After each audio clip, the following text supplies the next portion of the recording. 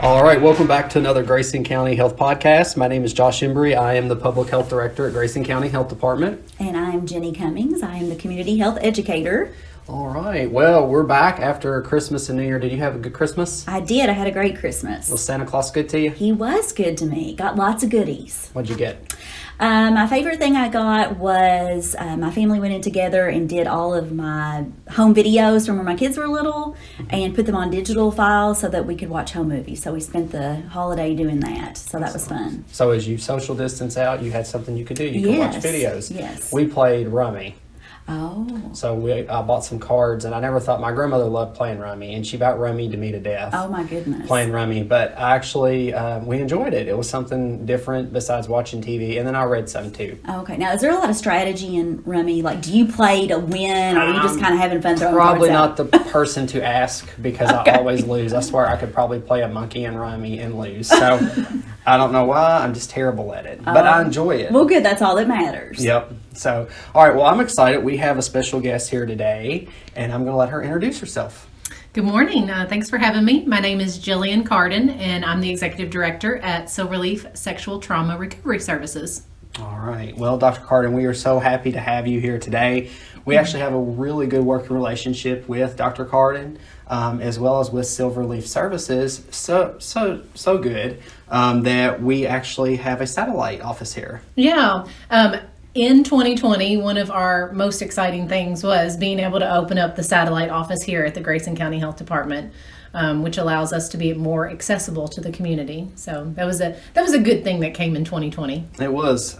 So, you know, I know one of your core missions has been, since becoming executive director, is to make sure that counties understand the services that Silverleaf offers. You guys have been in some of these counties for years, but when you took the rim or took control, you noticed that maybe more education just needed to be given for exactly what all you offer. So why don't you tell us what Silverleaf has to offer? Yeah, your point that we've served 8 counties for right at 20 years. I didn't grow up in Hardin County, which is where our office is located. So it was really important to me that all of our 8 counties knew that Silverleaf existed. So in brief, Silverleaf is a nonprofit agency serving the 8 counties of the Lincoln Trail Ad District, including, of course, Grayson County. And we provide free services to all individuals who have been impacted by sexual violence. And that could be sexual harassment, assault, rape, and human trafficking. We provide those services to the individual who's been the direct victim, but we will also provide services to family members of that victim because we know that sexual assault and trauma impacts the entire family unit. So we want to make sure that we provide services and help the entire family heal. Okay. So some of your patients, unfortunately, are children. Yes. Okay. Yes, we provide services for really all individuals across the age spectrum. So kids all the way through elderly. And all of our services, as I mentioned, are free. But sometimes we get referrals in from different ways. With our kids, a lot of times they are coming in as referrals from either the Cabinet for Health and Family Services or through law enforcement because they may be investigating some abuse. But at the same turn, we also provide services to adults. And a lot of times we get individuals who call and say, you know, I'm in my 50s or 60s and I was assaulted as a child and I'm just ready to deal with it now. So we see all age groups. How does that impact medically somebody who's holding that stuff in? And they may not necessarily reach out and get assistance. What can the outcome be? Well, what we hear from a lot of individuals, especially adults, is that if they have been a childhood survivor of sexual abuse or really any kind of abuse, the most important thing that happens is when that child discloses that whoever they tell, they believe them. That is the number one thing that when we are educating in the community, we tell people, if a child or teen or adult for that matter comes to tell you that something horrible has happened to them, the very best first words you can say is, I believe you. And those 3 words can really positively or negatively impact how that individual heals. If that child isn't believed, or if the family doesn't take care of them or keep them safe, what we often find with adult survivors is that they've harbored this information. They don't tell again. There are statistics out there that say once a child discloses, if they're not believed, they won't tell again. And we find that true with some of the adults that we talk to that say, I told and nobody believed me, so I just decided I'd never tell again. But yet they're walking around with this secret that's just kind of eating away at their mental health, or socially or relationship wise. And it doesn't mean that if you have abuse in your history that you're doomed, that you can't be a productive human, or that you're going to definitely have mental health issues. That's not saying that at all. There are lots and lots of individuals who have trauma histories, and they're really productive, positive individuals in our community. Mm-hmm. And they can also really struggle with that trauma. I'm sitting here and I'm thinking like, wow, like if there's no other takeaway today for our people who are listening, and just, and for us even, is that those words, I believe you. Mm-hmm. Because I think sometimes when we're listening to a friend, or if we, have someone approach us, maybe the first thing we want to ask is another question, yep, a follow-up question like when, how, tell me more. But just hearing you say that, the most important thing you can say is, I believe you. Yes. That is really profound. It's so simple, mm-hmm. but that's great. I think that's great advice. Yeah, it is simple. And even because I think our natural inclination is to ask some more questions of, the question of when did that happen? Well, if it was 15 years ago or if it was yesterday, that can have some pretty big differences on what the next step is. But if you can pause for a moment and just say, I believe you, then that tells that person that, one, you're the person they trusted, and that now you believe them, because sometimes the other questions can imply that you're questioning the truthfulness of what they just told you. Mm-hmm. So if you say, I believe you, thank you for telling me, I appreciate you trusting me. And then if you feel the need to ask some other questions, then that's fine too. But those 3 words, I believe you, are so vital in the healing process. Wow. Just going back on what I've seen and heard on TV, with the hashtag Me Too movement and everything, is that seems to be one of the things that when people ask victims, well, it's been 20, 30 years, why are you just coming forward? Mm-hmm. Or they almost sometimes even unfortunately try to demonize the person and say, well, if it happened, it was so traumatic, why didn't you tell someone? Mm-hmm. Well, a lot of times they did, but mm-hmm. they were afraid and they didn't, because they was afraid that people wouldn't believe them. Yeah. And so I see what you're saying there, that it's so important that we utter those 3 words, I believe you. Mm-hmm. And those are very powerful words. That's what's resonating mm-hmm. with me right now. I believe you. So, yeah. Especially for a child. For a child, yeah. If you think about, and sometimes it does take this moment, so I appreciate this conversation we're having. From a child's perspective, often kids will not even disclose or tell for a number of reasons. One being, if a child is growing up in a home where abuse is the norm, then they may not know that what's happening to them is not okay. And so that's why at Silverleaf, the importance we place on prevention and education in the community. A lot of times our educators will present to a classroom or a group of children and afterwards be approached, and they'll say, that's happening to me, but I didn't know it was wrong. So one, the child may not have any idea that what's happening to them is wrong. The other thing is that from a kid's perspective, they are solely dependent on their caregivers.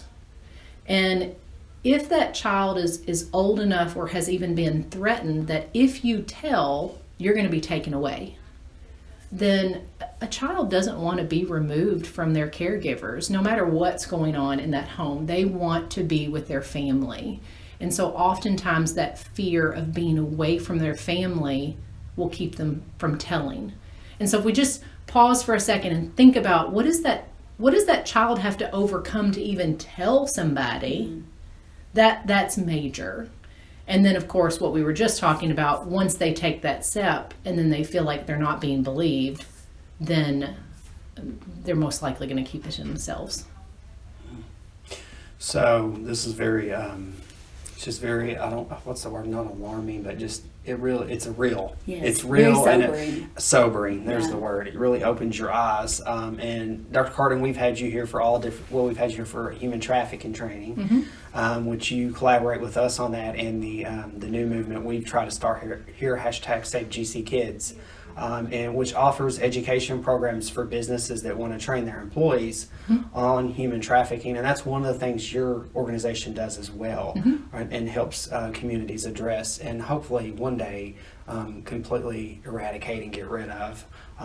Human trafficking is one of the most evil things that I know, right along with abusing a child. Yeah. So is there any more services that you would like to talk about? Sure. If any of the listeners are tuning in and they themselves have been a victim of abuse, particularly sexual abuse, then we want you to know that, one, you're not alone. There are a lot of victims in our communities, so you're not alone, and our services are here to help you. All of our services that we offer are free, and one of the probably the most surprising ones is therapy.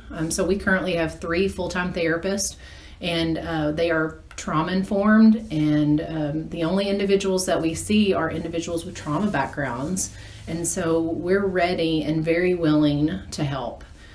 Sometimes people are not ready to take that step for therapy.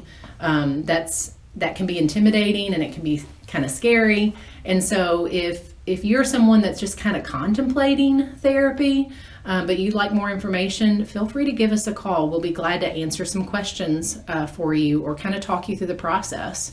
We also have some online support groups that are completely anonymous. And sometimes folks will find that that's a better way to kind of get an introduction to talking to someone. You can do that anonymously and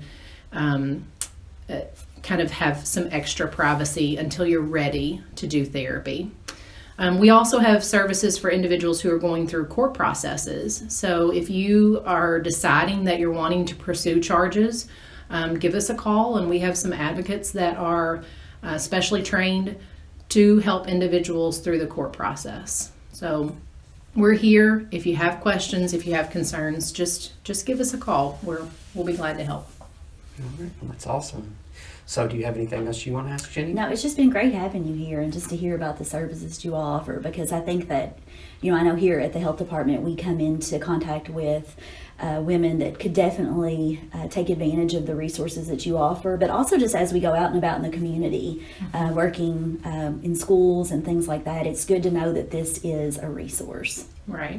And I do want to say, I know you mentioned women, but I also want to put out there that we know that there are a lot of male victims in our community as well. And a lot of times there's some extra stigma against our male victims. So again, we provide services to all individuals, regardless of age or gender or religion or anything else. We are here to provide services.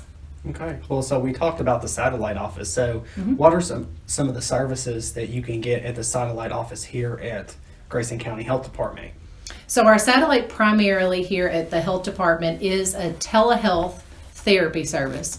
So if you don't know what that is, that's basically you would be coming to the health department after you schedule an appointment with Silverleaf. So if you're interested, just call Silverleaf. Don't call the health department. We'll get you set up. But you would come here to the health department, and we have a private office. Silverleaf has a private office in the building. You would come in that private office, and you would sit down, and you would talk to your therapist over a computer screen. We know that may or may not be the best source for you. You may want to do face-to-face with a therapist, but honestly right now with COVID, we're doing primarily telehealth services anyway. But this will ensure that you have good internet, that you don't have disruptions from either family members or co-workers if you're trying to do that from work. And it's going to give you the privacy that you need to be able to talk about whatever it is that you need to talk about with that therapist. And I'll say too that we've kind of walked through that, just knowing how the computer works and all that, and it is very easy and simple. Yes. Don't let the fact that maybe you're not computer savvy, don't let that hinder you at all, because it is very easy and user friendly. Yes, we try that. We don't want people stressed out about the technology piece. We've tried to make it as easy as possible, and the health department staff have been really great when we've had some new folks come in just to get them acclimated to the office and the computer. So again, if it's something that you're just contemplating, we would encourage you to give it a try. If you decide that you're not ready for it, that is way okay. But this might be something, maybe a New Year's resolution, that this, if this is a secret that you've been carrying for a while, maybe it's time to get rid of it. So maybe it's time to give us a call and work towards that resolution of healing. So what's your contact number? You can give us a call at 270-234-9236. And if you can't remember that, you can call 211 and ask for Silverleaf. They can get you hooked up with us. Or you can check us out on the website. Our web address is silverleafky.org. All right. Well, Dr. Carden, it's always an enjoyment having you visit, and we truly appreciate everything that you and Silverleaf does for Grayson County and all the other counties that it serves. Once again, my name is Josh Embry. I'm Public Health Director here at Grayson County. Jenny Cummings, Community Health Educator. All right, and you've been hearing from the great Dr. Carden of Silverleaf. Until next time, everyone stay well.